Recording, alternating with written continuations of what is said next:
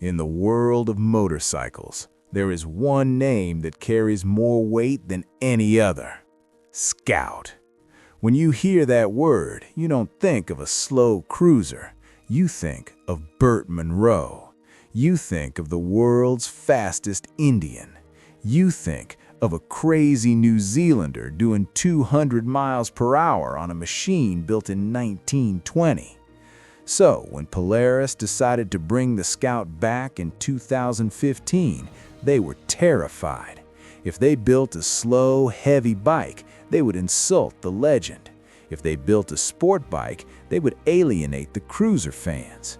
They had to walk a razor's edge. They needed to build a cruiser that looked like history, but rode like the future.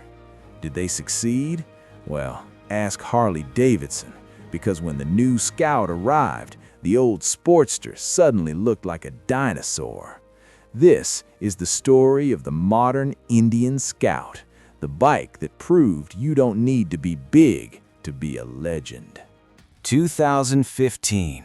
The motorcycle world was expecting a smaller version of the Chief, maybe another air-cooled engine.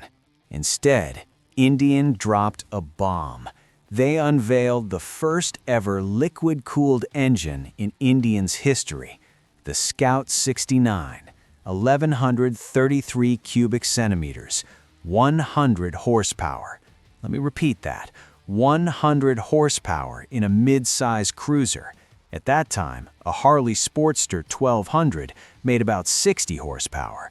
The Scout didn't just beat the competition, it humiliated it. But the engine was only half the story. The frame was the real revolution. Harley and other cruisers used steel tubes welded together, heavy and flexy. The Scout used a cast aluminum frame. It was rigid, light, and modular. It bolted directly to the engine, using the motor as a stressed member. This is superbike technology, not cruiser technology. The result? A cruiser that could lean, a cruiser that didn't wobble in corners. But there was a controversy: the radiator. Purists screamed, a real Indian is air-cooled. But Indian designers were smart. They hid the radiator between the front frame rails. They made the frame lines flow like the rigid bikes of the 1920s. It was a masterclass in deception. High-tech performance disguised as old-school cool. The Scout was a mechanical success, but visually, some people thought it was too classic. Too many sweeping fenders, too much chrome. It looked like a bike for your dad. Indian listened, and in 2017, they turned off the lights. Enter the Scout Bobber. They took a hacksaw to the fenders. They lowered the suspension by an inch. They stripped the chrome and painted everything matte black. They moved the foot pegs back for a more aggressive riding position. It was the same bike underneath, but the attitude was completely transformed.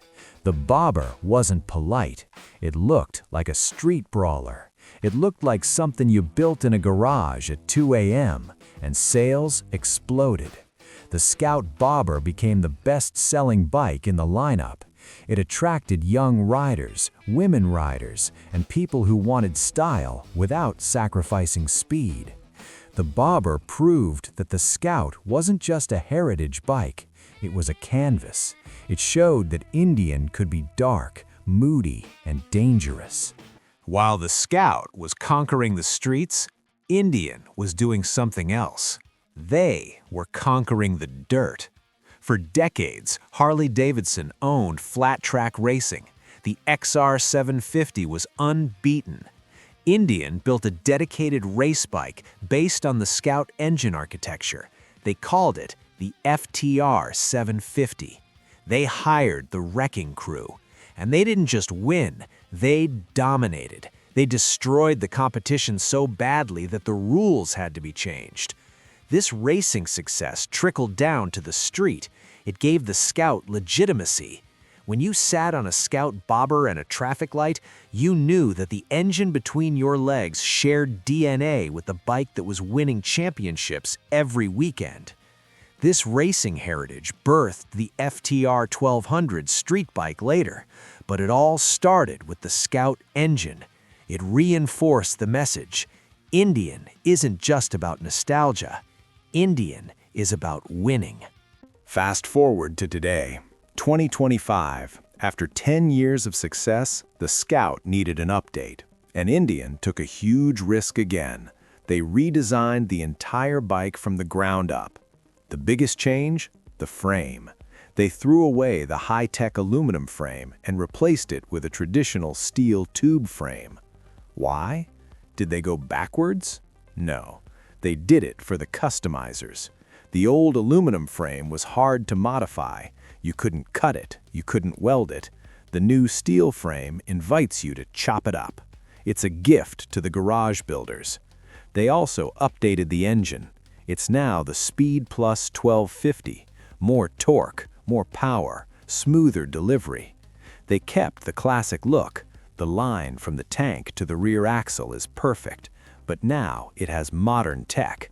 Touchscreens, ride modes, traction control. It's the Scout grown up. It's no longer the little brother to the Chief. It is a premium performance machine in its own right. The Indian Scout is a rare example of a sequel being better than the original. It respected the legacy of Burt Munro, but it didn't get stuck in the past. It forced Harley-Davidson to kill the air-cooled Sportster and invent the Sportster S just to keep up. It proved that an American cruiser can be reliable, fast, and water-cooled, and people will still love it. Whether you choose the 2015 model with its rigid aluminum frame or the new 2025 model with its custom-ready steel sole, you are riding a winner. The Scout isn't just an entry-level bike. It's the bike that saved Indian. Again. Thanks for watching. Ride fast, take chances.